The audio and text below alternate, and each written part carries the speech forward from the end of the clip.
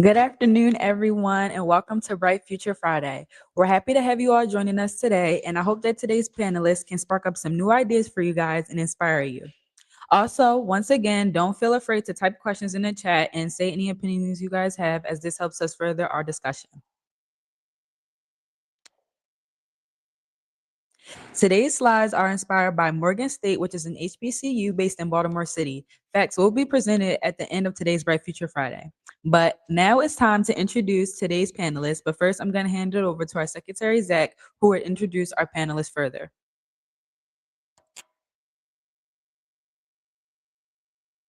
Hello, my name is Zach.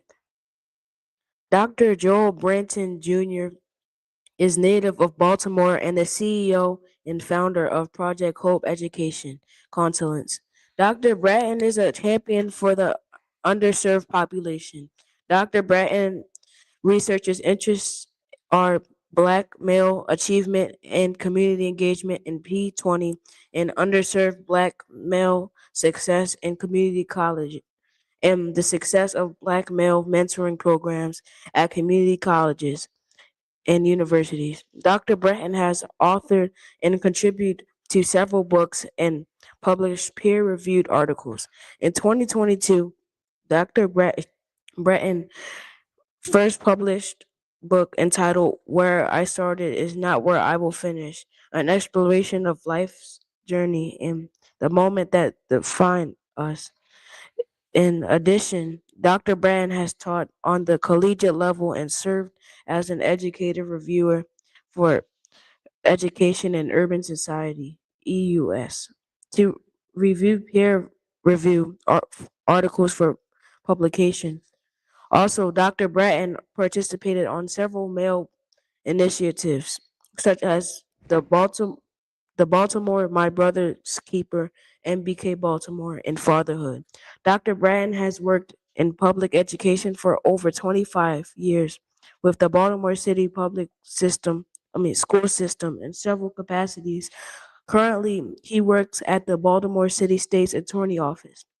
Dr. Bratton attended West Virginia State College, now University, earning his BS in business management and later attending Coppin State University, receiving his MS in human service administration with a concentration on children and family counseling, then attended Morgan State University, receiving his doctorate in community college leadership and a certificate from Harvard University in community engagement and education.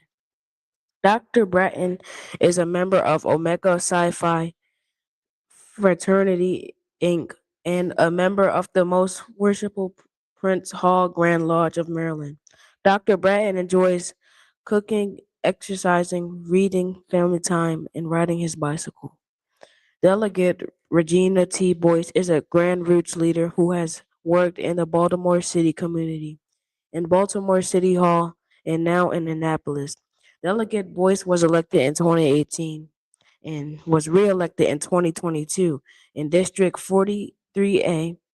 The Delegate Boyce sits on the House Environment and Transportation Committee and the chair of the Nas- Natural Resources and Open Space Committee, Subcommittee. Delegate Boyce serves because she believes that when our communities are strong, our city and state are strong.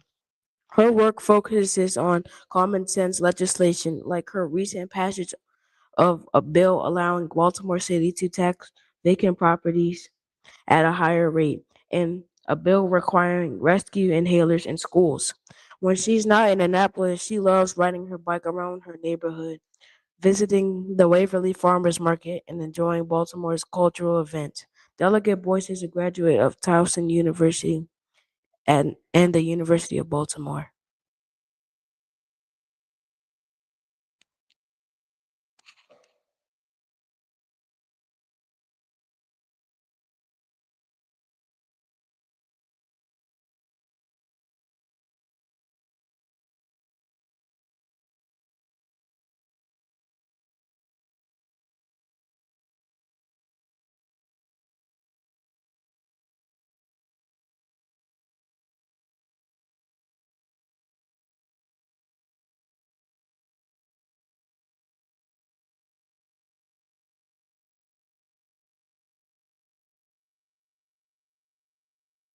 Hi, everybody. I'm Imani, one of the vice presidents. Hi, I'm Melanie, another vice president. Thank you so much, Dr. Joel and Delegate Regina Boyce, for joining us today. Our first question is for both of you. Can you please tell us a little bit about yourselves and how you got into your role?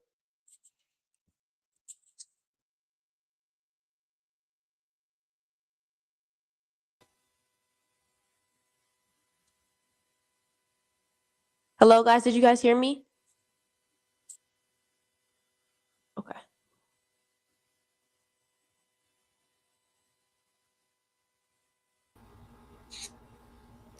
Dr. Bratton, I think it's down at the bottom. It's all changed up here. It's at the bottom, the microphone button to unmute yourself.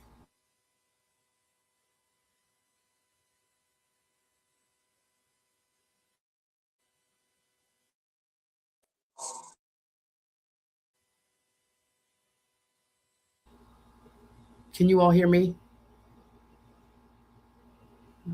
You may have to allow your system to your computer's camera and microphone may need access for this particular platform. Because I had to.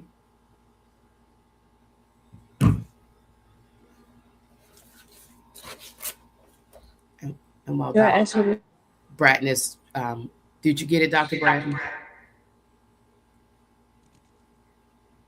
I'll go ahead and start. I know there's feedback.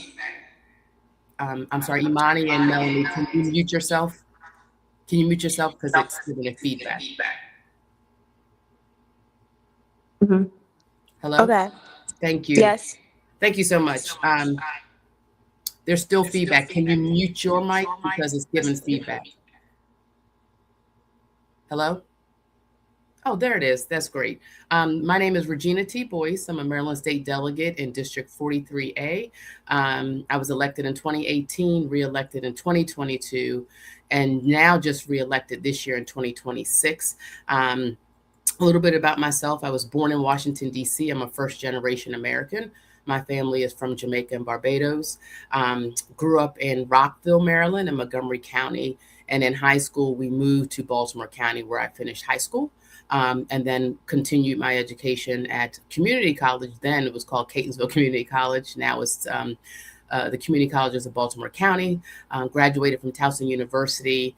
And then after I graduated from Towson, like many college students, I needed a job. I applied for a job in Baltimore City at the Johns Hopkins University Athletic Department. My undergraduate degree is in kinesiology, which is the study of human movement. So I was on track to be a sports psychologist, believe it or not, but I decided exercise physiology was not a graduate program I wanted to be a part of. So I worked. So I worked at Hopkins University, and that propelled me to buy a house in Baltimore City through a Live Near Your Work program, but then having to learn about Baltimore City because I wasn't from here generally. So I spent all that time learning about Baltimore, and before you know it, I was involved in the community doing community work with my association and with Main Streets and doing many projects in the city because I wasn't from the city, so I had to learn the city. So between art projects, I helped build the community built playground at Stadium Place. And then from there, I ended up moving from Johns Hopkins University, working for the city of Baltimore, and realizing that I enjoyed public service. So went back to school to get my master's in public administration from the University of Baltimore. And then from there, I left the city and worked for nonprofit. And when I was at a nonprofit, like many folks, and I would say many women, someone asked me to run for office. So someone asked me to run for office. I thought about it. I checked in with my mentors, and I ran for office. And here I am today. I would always tell folks, you never know what your volunteer opportunities your just hobbies and passions will lead you to, because I'm not a political science major.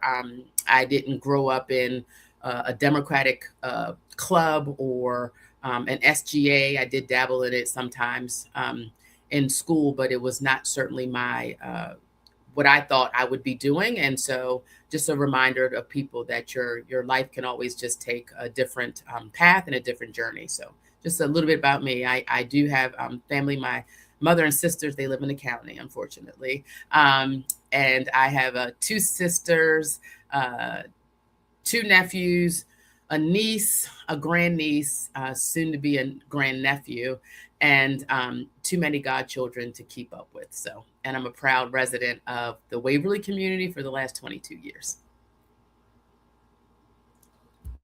Thank you. Could you tell us like a little more about what inspires you to pursue a career in your field? I enjoy working with people. I mean, I think working with people is both uh, a joy and a challenge sometimes, but because you're working with different experiences and different opinions and personalities. But I enjoyed working with people to gain a shared outcome. And so whether that was the community association and us working on getting out a newsletter, or doing cleanup days, or being trained by the city Department of Housing on how to effectively in communities know how to report nuisance properties, right, in a way that's productive and not somewhat of a just kind of a nitpicking. And I liked that because I wasn't from Baltimore. Being in a part of the association, I got to meet other neighbors. And most importantly, as I did more work, I got to meet other people across, in particularly North Baltimore. So I do like, I'm an athlete. You know, I grew up running track. I was a cheerleader and I played soccer and lacrosse. So I do enjoy a team, kind of a team sport or team activities or team gatherings that all of us come together with our unique differences and experiences and skills for a desired collective outcome. So that's what I liked about it.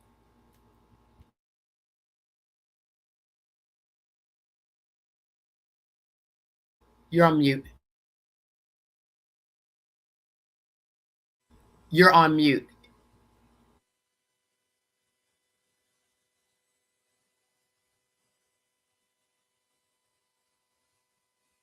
Sorry about that. Thank you for your answer, though. I really appreciate that. Dr. Braden, is your mic together?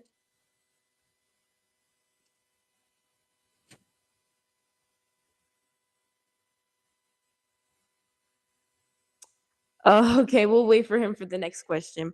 So, my next question for you is, what skills or characteristics do you think are the most important to succeed in your field? I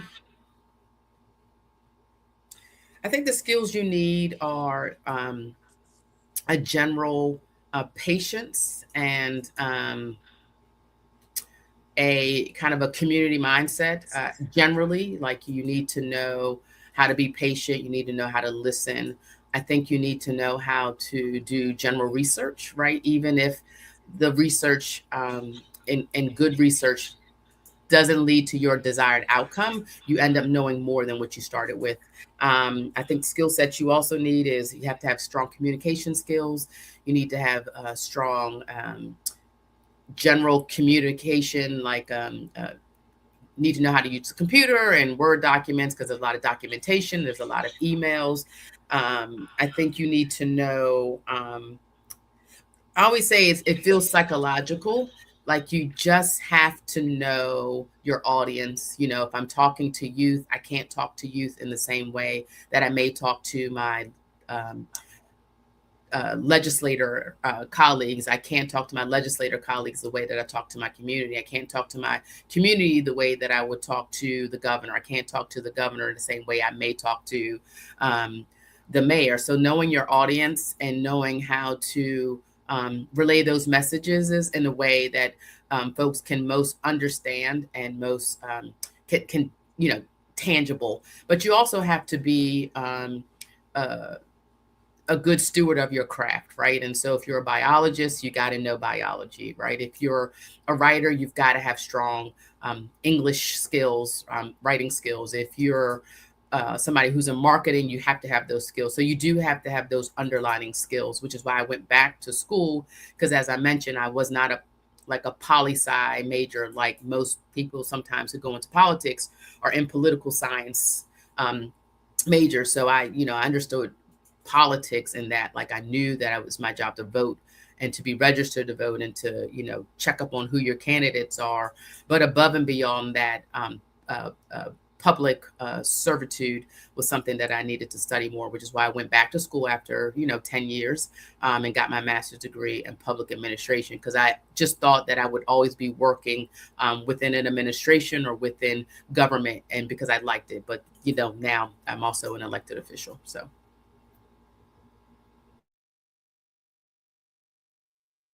Thank you. My next question is, what is the most challenging part of your job? Ooh, the most challenging, yeah, I pre-did these questions and I had to think about this. I think the most challenging part of my job is that I am the middle or the first branch of government, which is the legislative branch of government. So it makes it very hard often to have to explain what I do, right?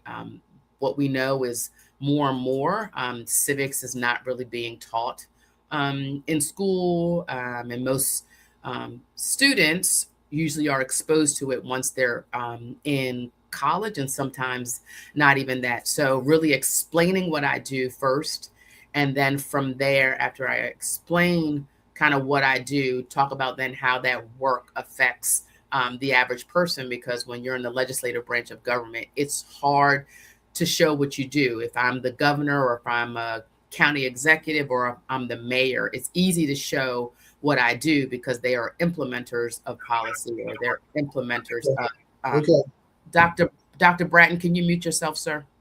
Yeah. Just a feedback.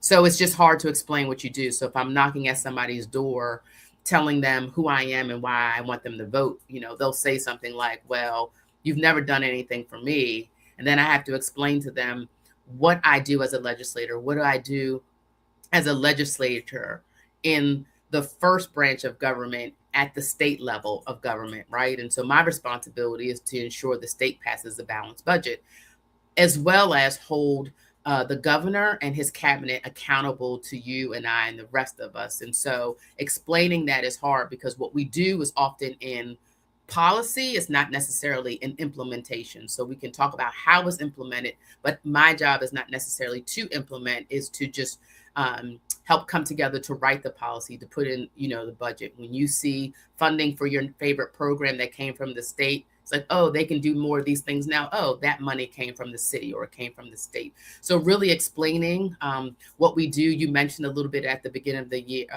the program about two bills that I think are important that I passed. And I remember mentioning to someone at the voting polls, and it was an older woman. I was so discouraged. She was just like, you ain't do nothing for me. And when I told her not only what I do as a body of 188 members across the state, I told her my specific legislation, and we shrugged. So the challenge is apathy. The challenge is kind of putting together the pieces for people to understand what I do individually as well as collectively with another 187 people, to show how we take care of not only the residents and the people and the businesses and the institutions in Baltimore City, but throughout the state. Wow, thank you. I'm really understanding now how much it could be so difficult to connect to the people with your position. Dr. Bratton, since you're back, do you think you could tell us a little bit about yourself and how you got into your role? Can you hear me? Can you hear me now? Yes. Hear you. Oh man. First of all, good afternoon to everyone, and sorry for Good afternoon. I had to call the IT department to kind of help me out. So I heard the bio. So for me, I work for your state's attorney, Ivan Bates, and he's in an elected position. And so when he came on board, he asked if I wanted to come and work for him. And so I'm the deputy chief for external affairs. Our chief is a gentleman by the name of Hassan Giordano. And so what we do is a lot of community work. The staff that we have, I interact with local state officials as it relates to different initiatives that the city, the mayor may have. And we partner with a different lot of organizations, whether it's grassroots organizations or organizations in the mayor's office. For example, we may do some partnership with the mayor's office of African American male, mayor's office of family and children. And then I sit on a lot of different initiatives with the city. One, we do something called Youth Stat, where all the city agencies and also external organizations like We Are Us, ROCA, we all come together and we put our heads together to see how we can better the youth in Baltimore City. So a lot of things that are happening on the ground, we all come together, whether the Bureau of Parks and Recreations, MOAD, Youth Works, all these entities come together so we can kind of have a blueprint for young people in Baltimore City, particularly during the summertime. Again, you talked about my education. So I'm from West Baltimore. I went to Baltimore City Public Schools. Just like the delegate, I ran track in high school and in college. That's how I got to college. And I got into this work I was part of something called the Young Democrats of Baltimore City. And so you may not know her, but she was the former mayor, Sheila Dixon, and she was the city council president. And so I worked in that office at that particular time. And so a lot of friends of mine that are in the whole political positions now, particularly my senator in the 40th district, Antonio Hayes, we all was a part of the Young Democrats of Baltimore City. So I just kind of had this passion for young people and also the community that I particularly lived in. And so a lot of times we ask our politicians to do everything, right? However, they only can do a small piece, right? Because they represent their particular districts, and people come with them with all types of questions, and they expect instant results. But it's people like you young people and myself, like we have to take control of our communities. It could be, starting with clean blocks, or just making our neighbors accountable in terms of making sure that the trash is out on Fridays or whatever day, so that we don't have rodent problems. So that we have to pay. We can't put all the emphasis on our politicians, right? We got to be a part of the solution as well. Thank you. Could you tell me what is the most challenging part of your job? Well, I think I just mentioned it. I interface with a lot of community people on a regular basis, and just as the delegate stated, sometimes our residents want instant gratification. They want when they see us or talk to us, they want it to happen. In some cases, we try to triage some of those things. Right now, the flip side of that, the state's attorney's office is quote unquote. We are like a law enforcement agency, right? However, one of the things that, Mr. Bates, we want to make people accountable, but we also want to be able to not have young people like yourself to come in the criminal justice system. So our office goes out and try to, we participate in activities at schools. We do community meetings. Just recently, well, we didn't attend, but there's several parades in Baltimore City. You had the Caribbean parade just recently. We didn't attend, but we have different parades throughout the city, and so we participate in that. We do pop-ups. We do a solution pack is where residents come and talk about some of the issues. And what we do is bring some of our stakeholders, like our political partners and other stakeholders, to come so that if residents have a concern, they can speak to those individuals directly, right? Because sometimes we all have to stay in our lane, right? So we handle the criminal piece of Baltimore City. He's the chief law enforcement officer for Baltimore City. However, our office is the external affairs, so we want to go out and pretty much hear what the issues residents are having, bring that to him, and then if there's things that we cannot handle, as I stated, I work closely with our local and state partners. Then I can have a conversation with those particular organizations within the mayor's office or with our state delegation or legislators, um, to try to answer some of the questions that the residents are asking.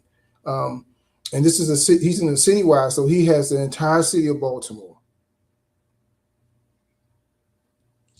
Thank you. Yes, thank you so much for that.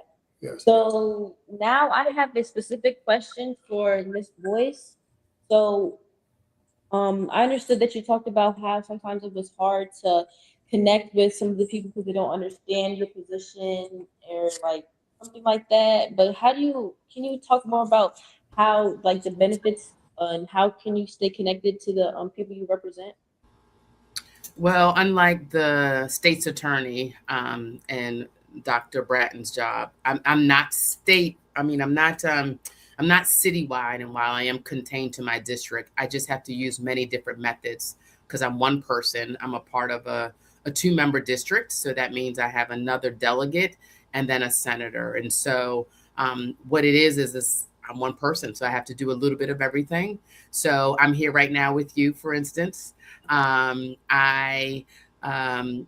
go to community meetings, we go to community events. Of course, I told you at the beginning, my family is Caribbean. So of course I was in the parade, last weekend. We go to, senior events. There'll be a big event tomorrow in our district, that we go to. And then I have a newsletter, right, for my Office of Regina T. Boyce. And then I do my own personal newsletter. Once I get that newsletter, I send it out to all my community associations. We manage constituent services. Every time somebody calls our office about a state issue, we respond to that. We also do, especially during pre and post session, we go away to Annapolis for 3 months out of the year. So at the beginning, before we even start, we have a town hall to let folks know what is happening, what we anticipate will be happening, and maybe the bills that we're going to be presenting. And then post session, we have a post session town hall to say, hey, here's actually what happened. And here are the bills that I presented and passed. Every state delegate and senator has a scholarship. And so every year we give away $50,000 in scholarships to individuals within the district who are going to a school in Maryland, unless you have a unique major that's not offered in the state. And so you just have to do many different touches. We also do mailings. Sometimes post session we'll do a mailing to all the voters to say, hey, here's our big wins for the district. And here's all the money we brought back to the district, whether it's from Morgan State University or the other institutions like Notre Dame and Loyola, which are also in the district, Johns Hopkins University. Maybe it's a couple of legislative bond initiatives, some organizations doing some transformation or needs help with a capital project. And so talking about the dollars we bring back to the district every year. So we have to do a little bit of everything and be in a little bit of everywhere to kind of get those messages out when we can. I'm always a little scared about going into school sometimes because I hate disrupting the day. But when we can, we can go into schools and meet with a class. Sometimes I go to, we got a couple of Catholic schools. And of course, we've got our high schools, we've got our elementary schools. So meeting up all around. So it's just a little bit of everything, everywhere, all at once to be able to just make sure that we're getting around the best that we can.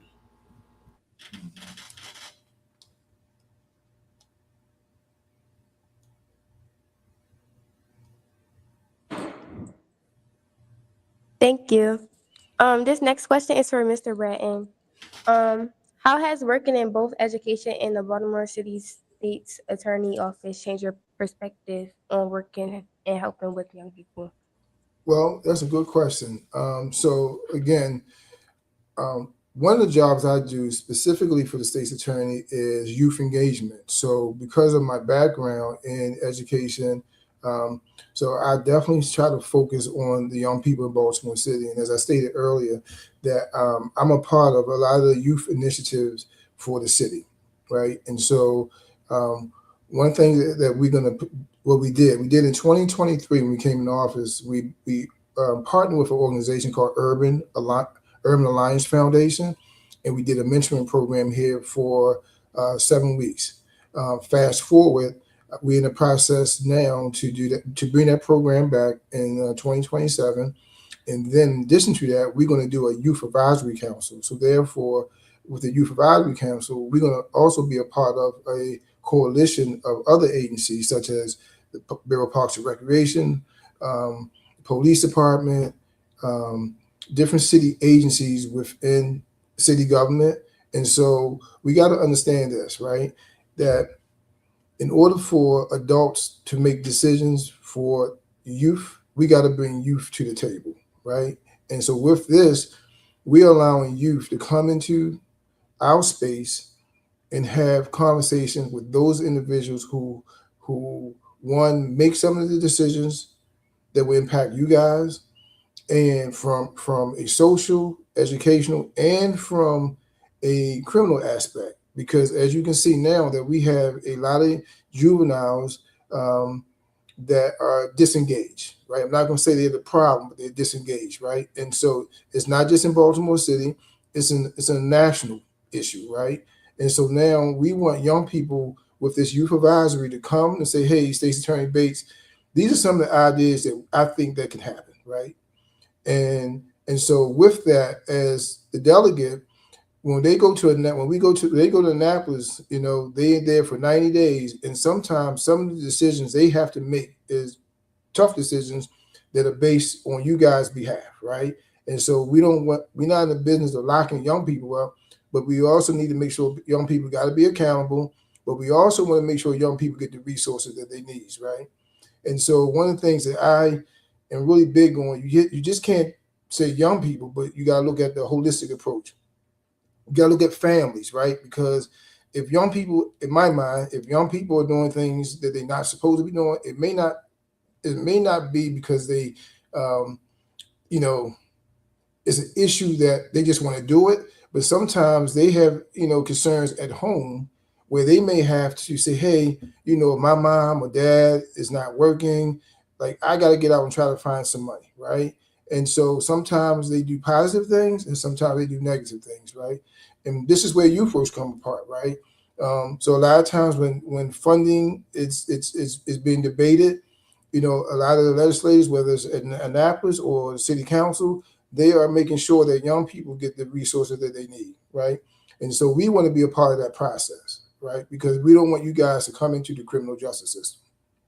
And so, again, that's something that, you know, I've been in education for a long period of time, and you know, one of the things that I really, you know, I see there are plenty of young people that are doing amazing work out here, like you guys are doing it, right? And sometimes those things are not highlighted. So what we now is trying to get those young people who are disengaged so that we can try to help them. And I'm gonna give you one great example. You familiar with the Squeegee Kids? Right. At one point in time, they were all over Baltimore City, right? And so there's a group of organizations, the Mayor's Office of African American Males. You might know this gentleman, Dr. Bumley. His department actually, within the last few years, have really taken really put an emphasis on those young people that are out there squeegeeing, right? And I'm a part of that task force. And so again, you're not going to solve all those issues, right? But there were 40 young Black men, particularly, were taken off the streets of Baltimore, and put through a program that was funded by YouthWorks, right? They got paid, but they also went through a series of life skills, etiquette, things, and also employment, right? And so when, at some point, when we have those young people out there, it could be twofold, right? They could be doing damage to themselves, but they could also do damage to people that are coming to Baltimore. And so we want people to continue to come to Baltimore, right? We want to continue that tax base. We want people to go down to the harbor, et cetera, et cetera. And we don't want anything to tarnish where we can bring people outside of Baltimore into Baltimore City to create a revenue stream, right? And so with these group of young people, some of them have done great work, and they still doing great work, and they're getting their education as well. So that's one big initiative that I was a part of, and I'm really proud about being a part of that, right? And so now we want to involve young people in any aspect that we can. Thank you, Dr. Bratton. I was really inspired by when you really talked about taking a holistic approach and looking at somebody's background, their family, their friends, like all the things that influence their life. And my next question for you is, what inspired you to focus your research on the achievement of young people and their community engagement, specifically Black males? Right. So, a lot of times people say this, they have this myth, the pipeline of prison, right? And I don't really believe that, right? I think that at the end of the day is that, people have circumstances, right? And if you don't reach the family, right? Because a lot of times, let me give you another example, and I'm just put that on hold. So during the pandemic, right? And I was one of those folks in the school system that were, while teachers were, trying to provide instruction to young people from a virtual setting, right? However, I was navigating those things because I wanted to see, what are some of the best practices that we can learn from this virtual setting, right? And so in many cases, unfortunately, you have parents who really can't help their young people when it comes to their academic work, right? Because of whatever processes they had in their life, right? And so when we look at those type of things, we had to make sure again that we involve the family in every aspect, right? Because if the family is not in tune, a lot of times we lose their children, right? And so we're trying to make sure that we create a space for everybody. And so as I continue this work, I always look at it and I look at myself, right? From lived experiences, right? Or my friends from lived experiences, right? And again, in order to help the situation, you have to be a part of that process, right? And when I would go into schools and speak to principals, I asked them one question: is this school good enough for your children or your grandchildren, right? And if they skirt around that question, then I felt that they weren't the great leader for that particular school. Because in my mind, every child that comes into school, is your son, is your grandchild, etc., right? And you treat those kids the same way that you would want someone to treat your own children, right? And so we have to get into that space. It can't just be a zip code. It can't just be a number. Like, we have to take full advantage of these young people and make sure that they're the same kids that we would want someone to take care of our kids. So that's what I lead with. I have a daughter, I have a son. They went to public schools, they went to college, one went to college, and one is employed. And so I know it can work when you have that village. Thank you. My next question is for Ms. Boyce. What has been the most rewarding part of serving as delegate?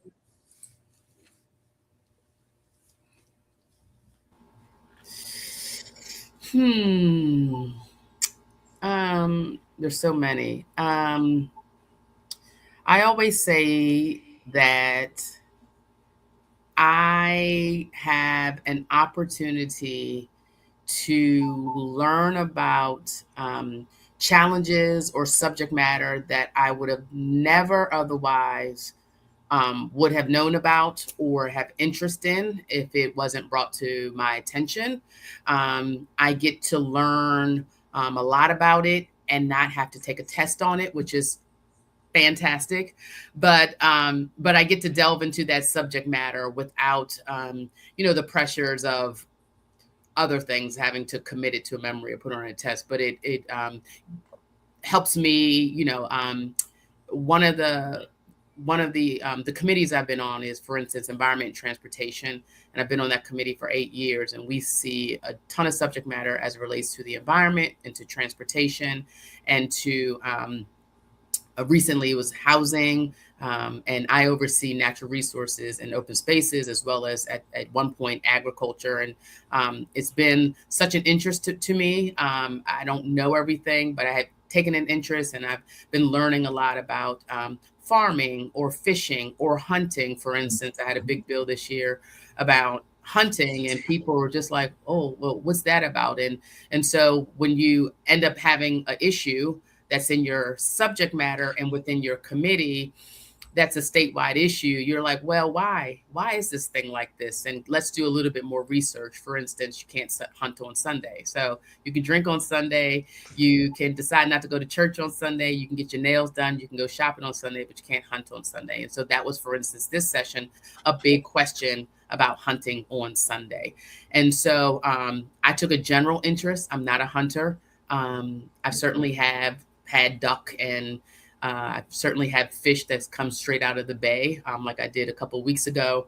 And I certainly have had deer, but I'm not a hunter. And so it was nice to be able to kind of delve into like this issue and this challenge and why it exists for a small but mighty group of individuals. And what you end up finding out, for instance, and just to bore you with these terrible details, is that, this is a carryover of blue laws from 350 years ago, when we didn't do shopping or recreations on Sunday. Our job was you did that stuff during the week, and on the weekend, and especially Sunday, was reserved for church, right? And so now you have a discussion about church and state. Now you have a discussion about why one sector can do things on Sundays and why can't. So you end up asking a lot of policy questions and digging in,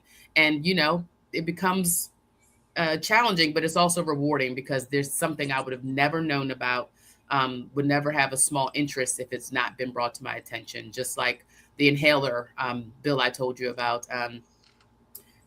Most children and adults die from their first asthma attack, because asthma is not diagnosable until you actually have an incident. And most of those incidents will happen in school.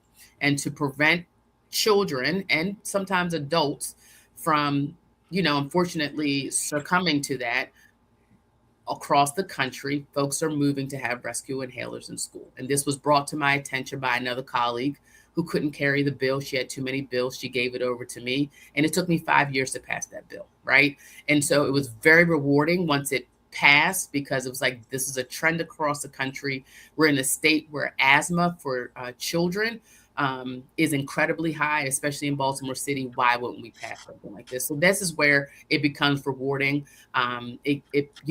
Somebody's going to feel the effect at some point for that bill, and hopefully, I think in the end, it's going to save someone's life. And those are things that end up being rewarding to me. Again, things people don't really understand and see until they're affected by that policy that ends up saving their life.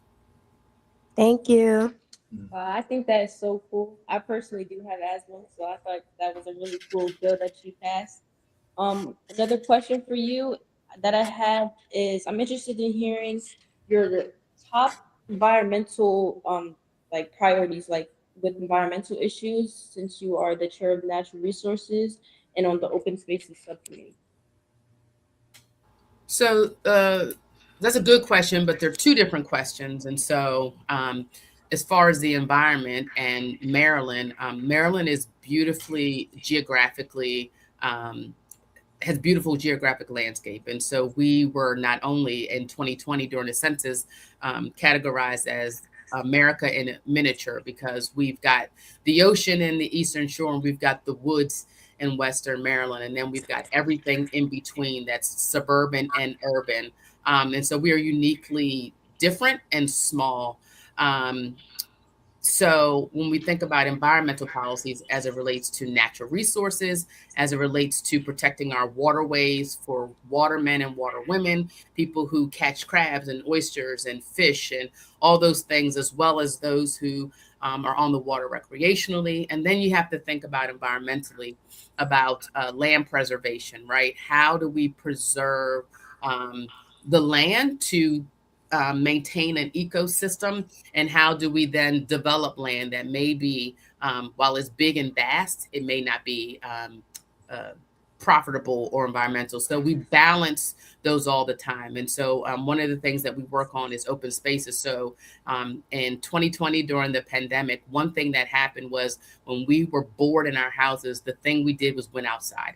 And so that's white people, that's Black people, that's old people, that's young people, that's people on the west part of the state and the east part, and even in Baltimore City, is that people like parks. It is not a white thing. It's not a Black thing.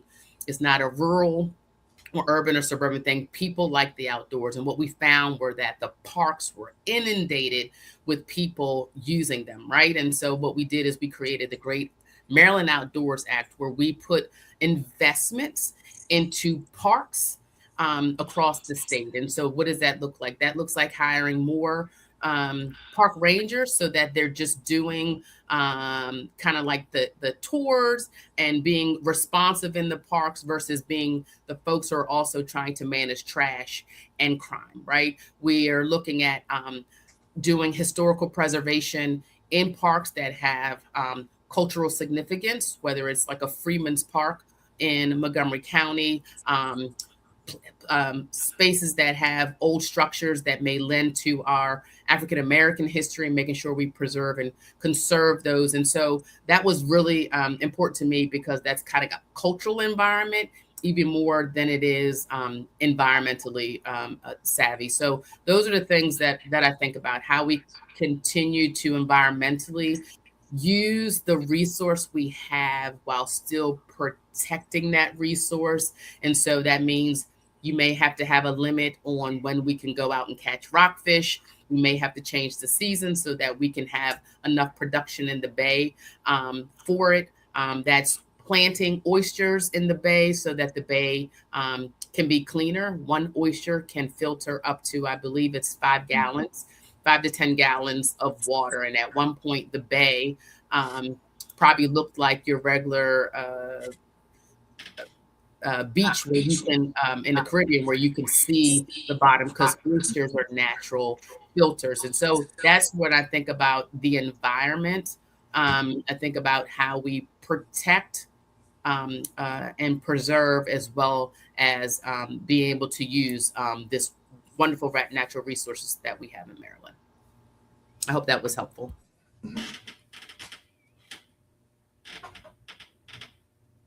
It definitely was. Thank you. Okay, my last question is for Dr. Breton.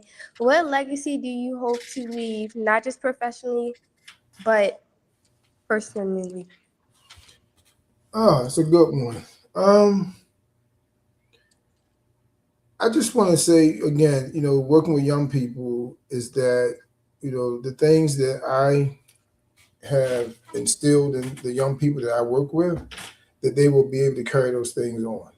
Um, and really, pass the torch, because I think, we have to really, when you look at elections, when you look at, the political process, we have a lot of young people who are in politics, and even more so, we have more women in politics. So, I want to see that generation really go out and fight for what they really want. Thank you so much. And now we're going to open up the chat to a Q&A. So guys watching, please type any questions you have for Dr. Bratton and Delegate Boyce, and we'll be sure to answer them.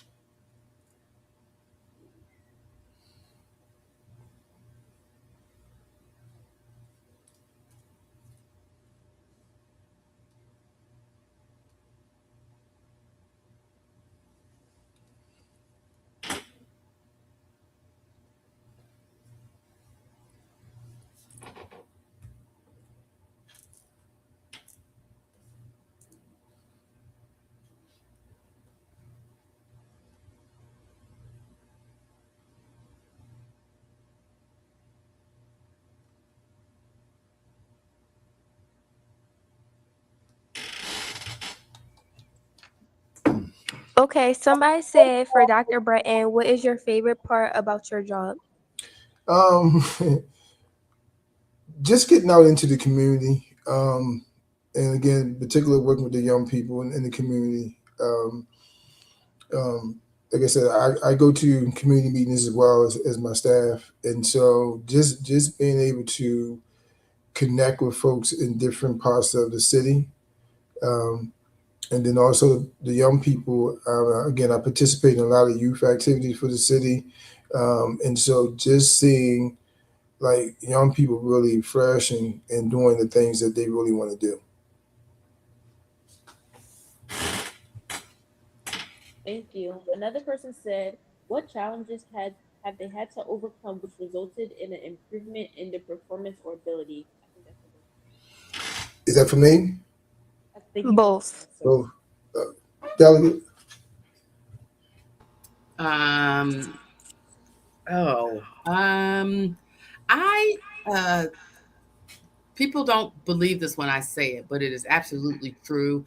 All elected officials are not extroverted. I am introverted.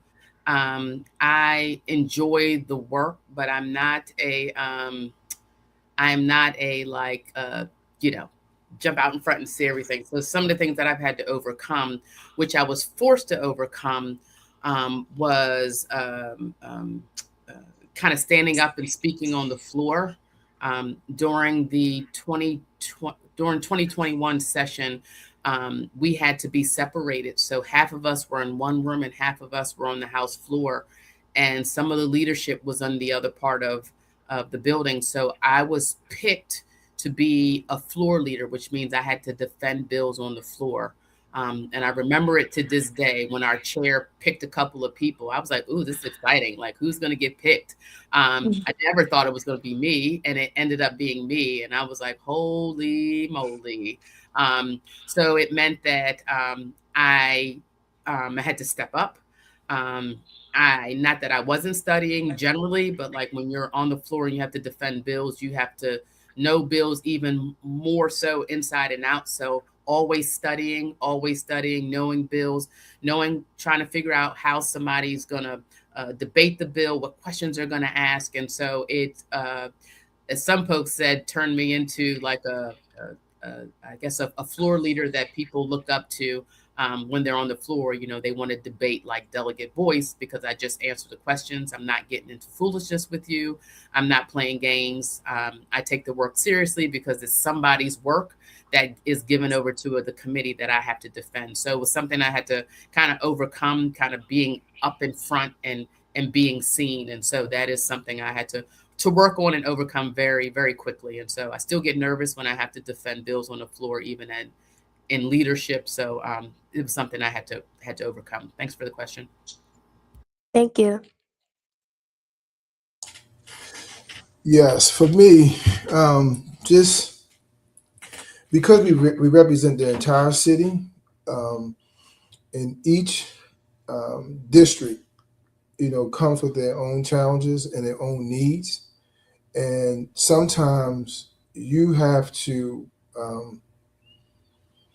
how can I put it? You know, again, I gave the analogy that, you know, if a principal, when I walk in and ask the principal, is this job, you know, good enough for their kids? But even still, when I go into communities, and sometimes I see the destruction in some of our communities, and sometimes when people in the community have to call 311 and things are not being done when, you know, when they should be done because there's a time frame when folks need to come out to those particular communities. It's a lot of this. It's disheartening because in my mind, um, even for people who we pay, including myself, taxes to do certain things, that we expect them to come and provide the necessary service for the communities. And so sometimes that is very challenging because, you know, you're in a space that even though you don't particular can control per se folks from different agencies to come into particular agencies. However, you know, as a person, I'm gonna my voice is gonna speak loud because some of these things that I see in particular, like neglect, has been there for months and years, right? And so at some point, someone had to see it. So for me, it's just making sure that people, again, when we talk about crime, but also people that are supposed to provide resources for our communities, that they are held accountable, and making sure that our neighbors, our community leaders in each district, their voices are answered, right? And so another part of my job is that we do safety walks, we do community walks, right? And those community walks can be, well, let's say safety walks could be a situation where there's a crime might have happened in a particular neighborhood. But when we do those walks, we also see the destruction, abandoned cars, vacant houses, trash, all the whole gamut, all right? And we bring stakeholders from the city, from those particular departments, whether it's code enforcement, whether it's from homeless services. So they come out on some of these walks, safety walks or community walks, right? And so for me, it is because I'm a resident of Baltimore City, so I want to see the same type of service that I see in my community, and so that can be challenging sometimes.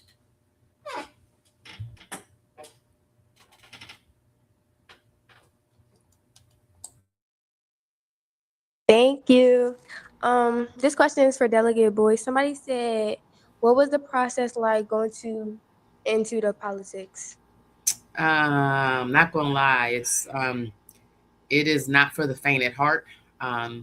You really have to, again, when someone asked me to run for office in 2017, the summer before the 2018 election, I was like, no, I'm not doing that. I don't want to be an elected official. Why would I do that? And but then you have to always ask the question, why is somebody asking you?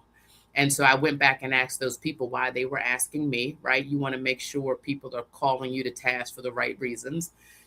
And then I checked in with my mentors who both were like, why don't you run for delegate? I was like, oh my God, why would I do that? One of those people, shout out to Mayor Jack Young, who was my former boss, and the former and late and great Mary Pat Clark. And I was like, oh, why would I do that? And then I made my decision. But once I made it, it was a tumultuous time in my district. Lot of it was very competitive. I can say that. People wanted certain people in and certain people out, so it can get nasty.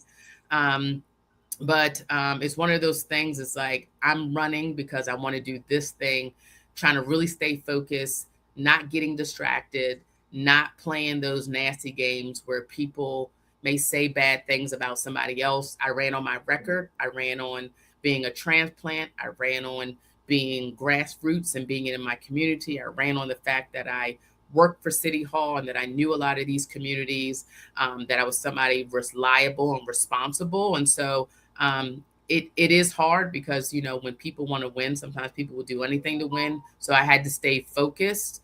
And once you stay focused and people see that you're serious and you're committed and you're really not into anything except for serving them, you do get over the hump, even, win or lose. So it can be a deadly game, especially in a time where people really just want to win. Versus really win on merit, because they're people that can be trusted to do the work. So if you've got a flawed past, people don't offer grace. So you got to figure out what flaws are appropriate to show that people need second chances versus the flaws that, people may decide to, eat up, whether or not you went to school. I know in the city it's about what school you went to. I can't claim a high school. Thank you, Jesus. So I don't get to get beat up about that. So it is difficult, but you have to stay focused, and you have to, like I said, treat all people well and treat all people the same. Jack Young, Mayor Young, taught me what he was taught is when you're good to the people will be good to you. And I've followed that motto. If I'm just good to people, I pray that they be good to me. And so that's the motto I live by. And most of the times it works. Sometimes it doesn't. But that's what I walk with.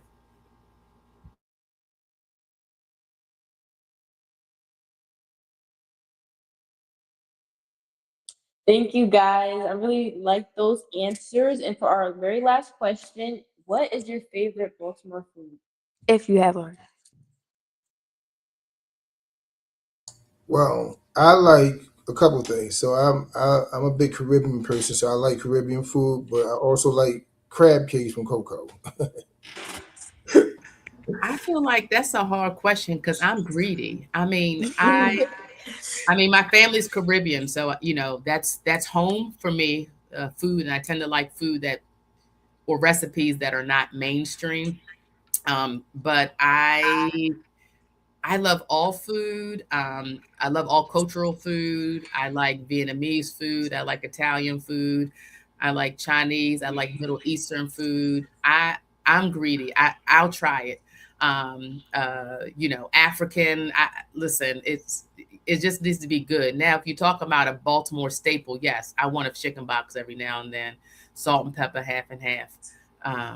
Yeah, hot sauce on the wings, fried hard, and I eat the little wings. So yes. Thank you, guys. I really appreciate it. So, like we said earlier, this our presentation is about Morgan State. So here are some Morgan State facts. Okay, so the first fact is Morgan State University started as the Centenary Biblical Institute before becoming Morgan College in 1890, and then later Morgan State University. Morgan has a famous marching band called the Magnificent Marching Bands and has performed on a major national stages. The entire Morgan State campus is a national treasure and is one of the few college campuses recognized this way by the National Trust for Historic Preservation. And finally, Morgan operates its own public radio station, and the station serves Baltimore community with news, jazz, public affairs, and programming. Thank you, guys. Have a wonderful weekend, and we hope to see you on the next Bright Future Friday. Thank you so much, Imani, Thank you. Melanie, and Zach. This was Thank great. you. Thank you. Thank you. Thank you.